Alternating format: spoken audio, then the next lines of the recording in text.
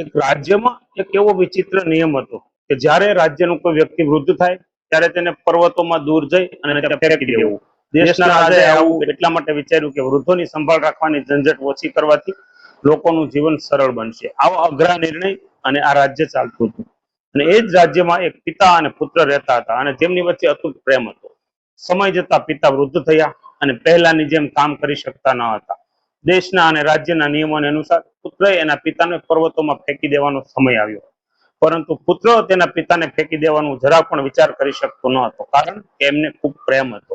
છતાં નિયમોથી ડરી અને એમણે એને પિતાને ખભા ઉપર બેસાડી અને દૂર પર્વત તરફ જવા પ્રયાણ કર્યું. જ્યારે તે પર્વતની ટોચ પર પહોંચ્યો ત્યારે પુત્રનું હૃદય છે એ રડવા લાગ્યું અને અંતે તેના પિતાને ફેંકી ન શકતો, એટલે કે ત્યાં મૂકી ન શકતો. પરંતુ રાતના સમયમાં એ છોકરો એના પિતાને સાથે પરત પાછો એમના ઘરે લાવ્યો અને ઘરની એક બાજુની રૂમ છે એમાં છુપાવી દીધા. દરરોજ ગુપ્ત રીતે એમના પિતાને માટે ભાવતા ભોજન ખવડાવતો અને એમની સેવા ચાકરી કરી અને એમનું કામ છે કરતો હતો.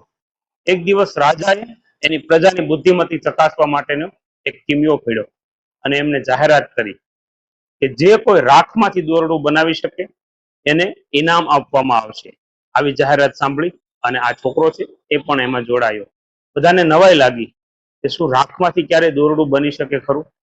જ્યારે આ છોકરાએ વાત સાંભળી ત્યારે એમના પિતા પાસે ગયો અને આખી વાત સંભળાવી અને કહ્યું કે પિતાજી, આ કેવી રીતે શક્ય છે. અને ત્યારે એમના પિતાજીએ કહ્યું કે બહુ સરળ છે.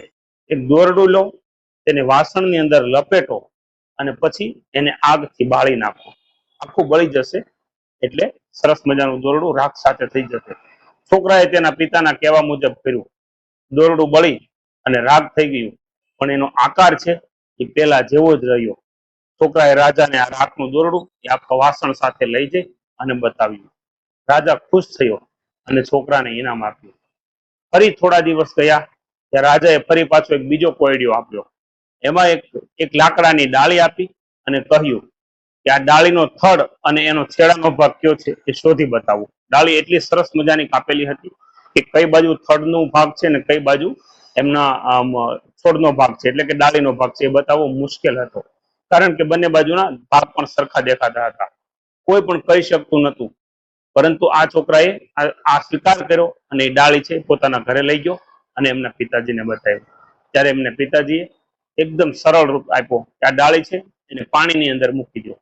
જે ભાગ પેલો ડૂબી જશે ને એ થળિયાનો એટલે કે પાયાનો ભાગ હશે, અને જે ભાગ ઉપરથી તરતો રહેશે ને એ છેડાનો ભાગ હશે. ખૂબ સરળ રીતે આ સચોટ આ નિર્ણય છે એ પિતાએ આપી દીધો અને છોકરાએ પણ રાજાને ફરીથી સાચો જવાબ બતાવ્યો અને એમને પણ ફરી પાછું એમની બુદ્ધિ માટેનું વ્યવહાર ઇનામ મળ્યું. ફરી પાછા થોડા દિવસ ગયા તો રાજાએ વધુ એક મુશ્કેલીનો કોયડો છે એ આપ્યો અને એમણે બધાને બોલાવીને કીધું કે એવો એક ઢોલ બનાવો કે જેને વાગ્યા વિના એટલે કે વગાડ્યા વિના ઢોલ છે એ અંદરથી અવાજ કરે. બધા લોકો છે પોતાના માથા ફરતા થઈ ગયા, એકબીજાની સામું જોવા લાગ્યા, વિચારવા લાગ્યા કે આનો ઉકેલ તો કેમ શોધવો. અરે અંતે કોઈ શોધી ન શક્યું. પેલા દીકરો છે એમના પિતા પાસે ગયો અને પૂછ્યું કે આજે રાજાએ આવો એક કોયડિયો મૂક્યો છે. ત્યારે રાજાએ કહ્યું કે બેટા, આ તો ખૂબ સરળ છે, બહુ ચિંતા કરવા જેવું કંઈ નથી. એક ઢોલ બનાવો અને એમાં એક મધમાખીનો મધપૂડો છે એમને મૂકી દો. દીકરાને એમના પિતાની સૂચના મુજબ સરસ મજાનો ઢોલ બનાવ્યો, અંદર મધમાખીનો પૂડો મૂક્યો અને રાજાને આપી દીધો. રાજા પાસે લઈ જઈ અને રાજા છે એ ઢોલને હલાવતાની સાથે જ અંદરની બધી માખીઓ છે એ ગુંજવા લાગી, અવાજ કરવા લાગી અને તરત ઢોલ છે એ ગણગણવા લાગ્યો, એટલે કે વાગવા લાગ્યો. રાજા આશ્ચર્યચકિત થઈ ગયો અને પૂછ્યું કે તને આ બધા જે પ્રશ્નો છે એ કેવી રીતે આનું નિરાકરણ લાવે છે, આ સમસ્યા છે એના જવાબ તું ક્યાંથી શોધે છે. ત્યારે દીકરાએ ખૂબ વિનમ્રતાથી કહ્યું કે મહારાજ, આ બધું જ મારા પિતાનું જ્ઞાન છે. એમની જે કોઠાસૂઝ અને એમના રહેલું જ્ઞાન છે એના અનુભવે હંમેશા મને મદદ કરી છે. અને ત્યારે રાજા છે એ આશ્ચર્યચકિત થઈ ગયો અને એને સમજાઈ ગયું કે વૃદ્ધોનું જીવનમાં શું મહત્વ છે, આપણા સંસાર ને વ્યવહારમાં શું મહત્વ છે. અને ત્યારે રાજાએ કહ્યું કે હું સમજુ છું કે અનુભવ છે અમૂલ્ય ચીજ છે, અને હવેથી કોઈ પણ માણસને જ્યારે વૃદ્ધ થાય ત્યારે એમને પર્વતો બાજુ કે જંગલમાં ફેંકવાના નહીં રહે, પરંતુ આપણે એનું પાલન પોષણ કરવાનું રહેશે.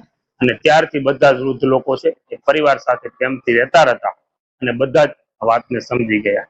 મિત્રો, આ વાર્તાનો સાર એ છે કે અનુભવ એ જીવનનો સૌથી વાસ્તવિક અને સરળ માર્ગદર્શક છે, અને એ અનુભવ છે એ આપણા વૃદ્ધો પાસેથી જ મળે છે. વૃદ્ધો એ આપણા જીવનના આશીર્વાદ છે. તેમની સંભાળ રાખવી એ આપણી જવાબદારી છે. એ માત્ર ફરજ નહીં પણ આપણા આશીર્વાદ પણ છે. અને આવી પરિસ્થિતિની અંદર હંમેશા વૃદ્ધો છે એમનો અનુભવ અને એનું જ્ઞાન જ કામ આવે છે. દોસ્તો, આપને કેવી લાગી આ વાર્તા એ અમને કોમેન્ટ કરીને જણાવશો, અને આવા જ બીજા વિડીયો અને વાર્તાને જોવા માટે અમારી સાથે જોડાયેલા રહેશો. Thank you. જય હિન્દ, જય ભારત, જય જય ગરવી ગુજરાત.